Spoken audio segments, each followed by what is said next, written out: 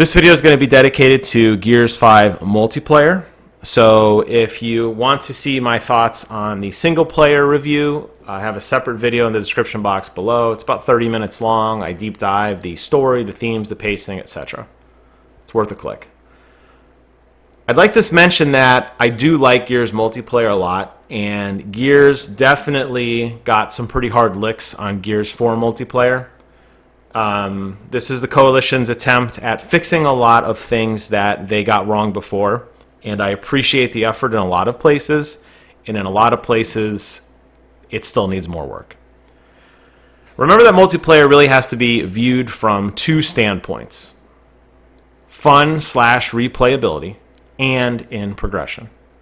Now, if you like just playing for the sake of playing, you don't care what character you have, you like your gun regardless of the skin, you're going to have an absolute blast with Gears 5. There's really nothing else for you to worry about. You're going to jump in. The game system is what you expect. It's fun. There's great weapons. There's great replayability. This video is going to focus more on the progression aspect of things and how Gears has gated a lot of its content. And I'm going to show you many examples today of why there are problems with this game. And I'm also going to show you some of the really cool things that they've implemented, particularly in progression, and how your progression does carry across multiple game systems. So let's dive in first to talk about some of the modes. There's your standard verse mode, escape, and horde. Let's focus on verses first. Under verses, you have two game modes. You have arcade mode, and you have classic mode. Classic mode is your standard mode. You pick your character, you pick your skin, you pick your starting gun based on like Hammer Burst or Lancer, Gnasher or Enforcer, that sort of thing. And you basically run out and you fight the enemy team. There's a couple different game modes available now, like Arms Race, Dodgeball, Team Deathmatch. Game modes will cycle in and out. This is standard for this type of gameplay. It works just as well as it did in any other Gears game. Any unlockable you get at any point in the game can be applied to here. So if you get some really cool skin for Kate and you want to show it off, you can do it here. This is your standard game mode. A lot of people felt that this level of entry was too difficult, that people were too good at wall bouncing with Gnashers only, and it was too aggressive and the skill level was just too much. So they came up with a thing called the arcade quick play, which is more of social gameplay. This is where I feel Gears made a really smart choice, because they're catering to both the hardcore audience and to the more casual audience. Unfortunately, based on all of the systems that are put in place here, this game mode and everything I'm about to tell you from here on out is convoluted as hell. It's very, very confusing. I spent an incredibly long amount of time prior to this video trying to wrap my thoughts into an easy to explain way of how progression works. I'm still not convinced I did it, but it is what it is. This is where, in this mode, this arcade quick play mode, and just taking a brief second back into the escape and horde modes, this is where they've introduced character classes, something you've seen on Overwatch and other hero-type shooters. You will, in this mode, be locked into a particular loadout based on your character. And I have an example of that here I'd like to show you. So this is a screenshot of the arcade quick match, right? You could see that if you select a Swarm Hunter, you will have improved speed, you will get bonus points and eliminations, and when you upgrade by getting kills or assists, you'll get these tokens that you can cash in on the fly to try out some of the cooler weapons, which is nice. No more running to the center to have these huge shots for torque bows and boom shots. You can just get assists and slowly work your way up, and you will get to play with all the cool guns in multiplayer. It's a phenomenal idea, and I love it. I don't like the execution of it because for the Swarm Hunter, they are limited exclusively to the Boltok, the Torque Bow, and the Incendiary Grenade. That's it. So if you've been playing the Swarm Hunter on other game modes, leveling them up, and you want to continue getting cool things for them, if you come to this mode, you are stuck with these loadouts. Other loadouts include things like Retro Lancers, and Boom Shots, and Shot Grenades, and Claws, and other cool weapons that the Swarm Hunter will never get. So if Swarm Hunter's your jam, you better get good with the Boltok. That's just the way it is. I hate that. Why it can't be you pick what you want your loadout to be for each character, especially in an arcade mode, does not make any sense to me. Why Batista has to have certain loadouts and not other loadouts is dumb. I hate that. I hate that. I hate that. I hate that. And you're going to see a theme here as we carry through Escape and Horde mode. Speaking of which, let's go ahead and take a look at Horde mode. Horde mode's next on my list here. Now, how Horde mode works is you basically select a character. You'll notice that some characters are available in Horde mode. Like, you cannot play Escape with Kate. She's only available in Horde. Let's go ahead and take a look at Dell. Dell, only available in Horde. Then you look at somebody like Cat B320, available in both Escape and Horde. So, and as you can see, she's got a little nicer banner. I've been playing with her a little bit more. How this works is you have your Horde setup, and they will tell you right off the bat what your character is going to be. I cannot change this role. Cat B320 is an engineer. She will have an ultimate ability called a hologram. She will have a passive ability that allows her to build fortifications at a slight discount. And she will always start with these weapons. Cannot change it. Hate it. Hate it, hate it, hate it. The reason I hate it is because when you carry this into Escape mode, her ultimate ability is hologram, which is really stupid. It's not an ability you would actually use in Escape mode. The fact that a Spartan is an engineer makes sense. The fact that she's not a tank with power armor standing in the front line is baffling. Why Sarah Connor, for example, does have a tank role. She's a tough woman, don't get me wrong. But I'll tell you what, in a fist fight, a Spartan's going to dismantle Sarah Connor. Why is Sarah Connor a tank? I don't know, because they said so. So you're going to get these stuck, tacked-on classes you cannot choose. If you really like playing Horde mode, you're better off looking at what abilities that these characters have, because that's what's going to impact your moment-to-moment gameplay, as opposed to what skin you are physically controlling when you play. The same is true for Escape mode as well. Actually, let's go back to Escape mode. You could see Escape mode. The same things carry over. She still has a tank role in Escape mode. It's silly. Now, both Escape and Horde mode, which you've seen a lot about. I'm not going to really explain either of these modes to you, by the way. It's pretty clear what they are by this point, I think. Both of these modes do have these cards. So let me go ahead and go back to Kat, because I do have quite a few cards listed for her.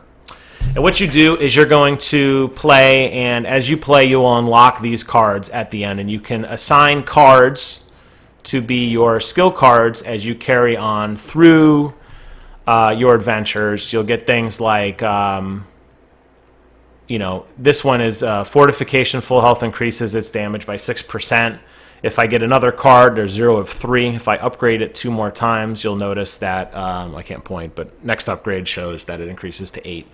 This is why you want to stick with a character. So, for example, the fact that I've played with her and I now have a level 4 score boost, that means I get 12% increased score, which means more levels, which means more stuff. I also get a 12% increase in time in Escape. Again, more levels, more stuff. It makes the most sense if I'm going to play to get that 12% boost. I'm going to play with Kat because I've been already investing in her. And then as I upgrade again, it's going to go to 15%, 20%. I don't know what the cap is. It's going to keep going up.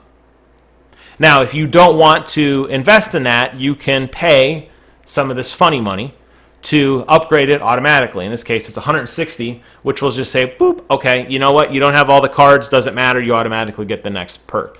That's going to start costing you real money real fast. So the fact that they've injected this system on top of multiplayer is very, very bizarre. I don't like it. Let's go ahead and take a look, moving on now to the characters and to the unlocks, okay? Now this, I kind of deep dive through those modes. Let's talk specifically about how characters and unlocks work. Characters, I feel this is a very limited roster. And you're probably like, well, geez, Jim, they have, there's a lot of characters here, right? Gears has an incredible backlog of characters. You had Ty, you have Dom, you have the Coltrane, you have Damon, you have Wild Bill, you have Anya Shroud. The list goes on and on and on and on and on for hours. I could name 50 more. Where are they? The reason that they're not in here is because they want you to get hyped up for when they announce the Coal Train's coming. He's in the single-player game, by the way. He's been modeled. He's in the game. Why is he not here? That's bizarre. They want everything to be an event.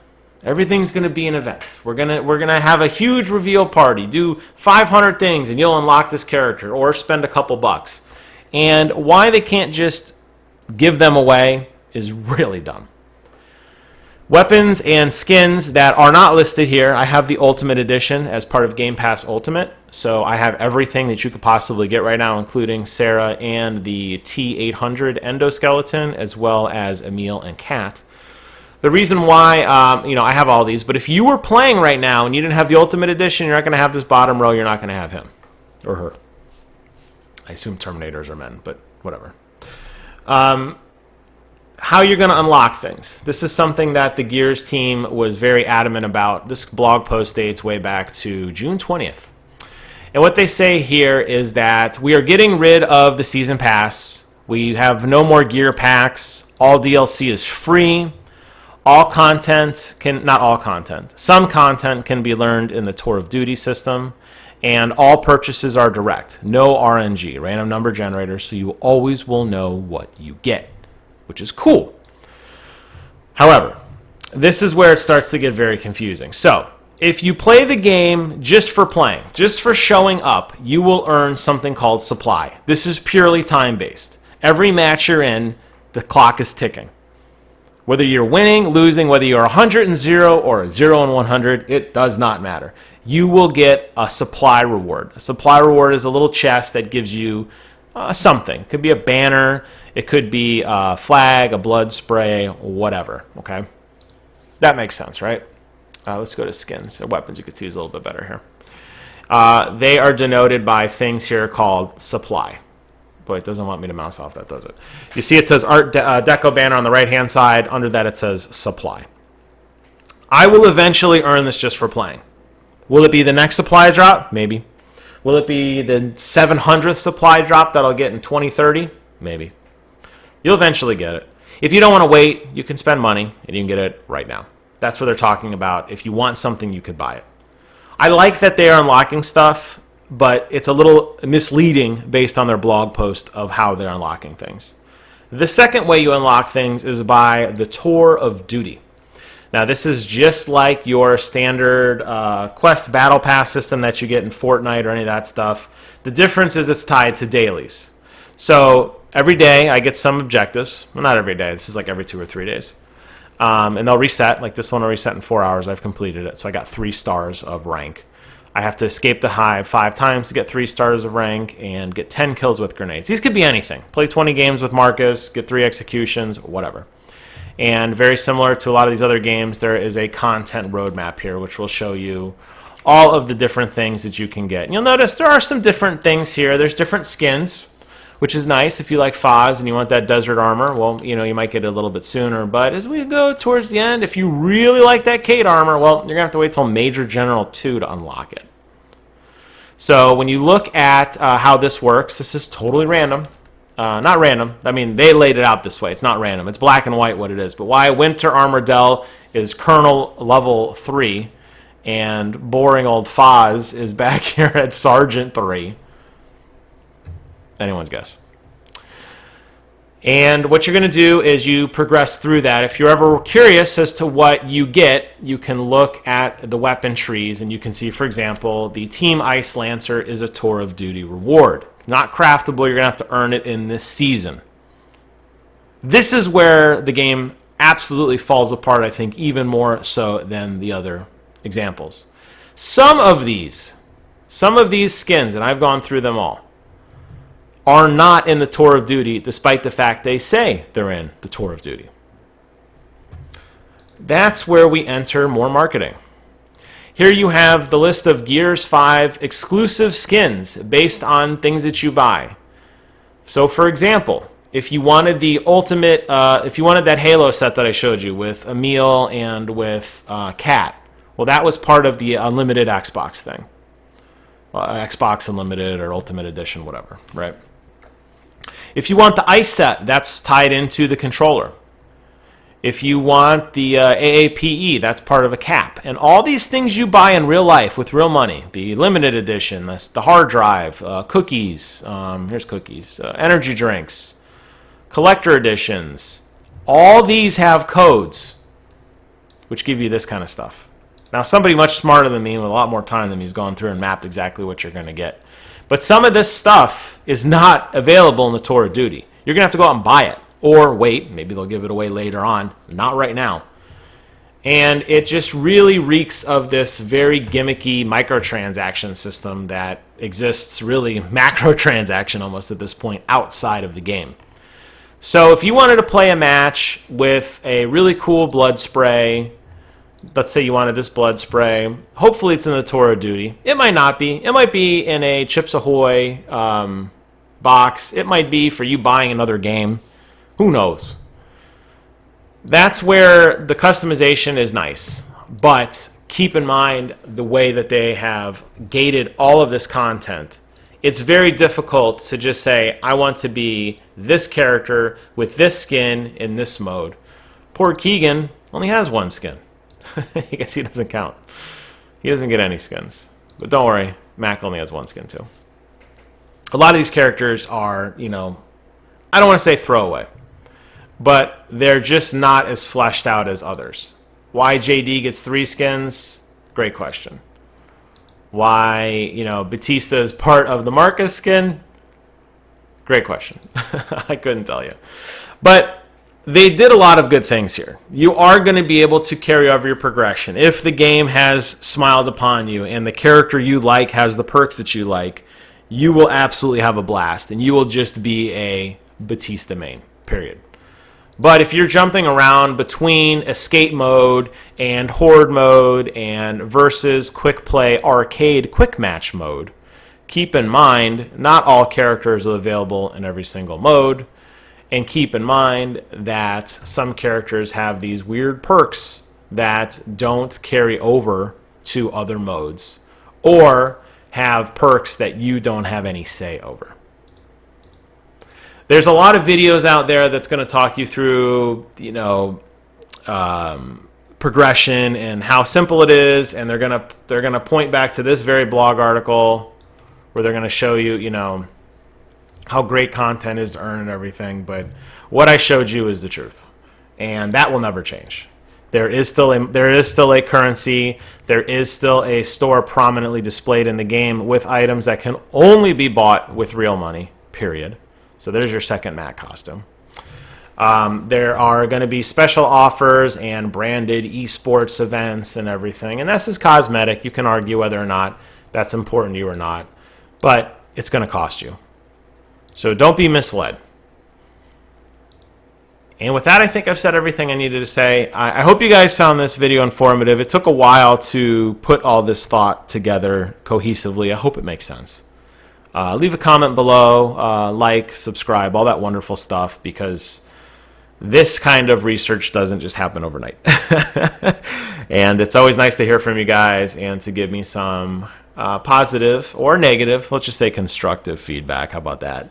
And to let me know what your thoughts are. And again, if you don't like any of that, just stick to versus, ranked or unranked. You'll have a blast. Everything else, take with a grain of salt. With that, I'd like to close out this video. Thank you guys so much for watching. Take care of yourselves, and until next time, I will see you guys on the other side.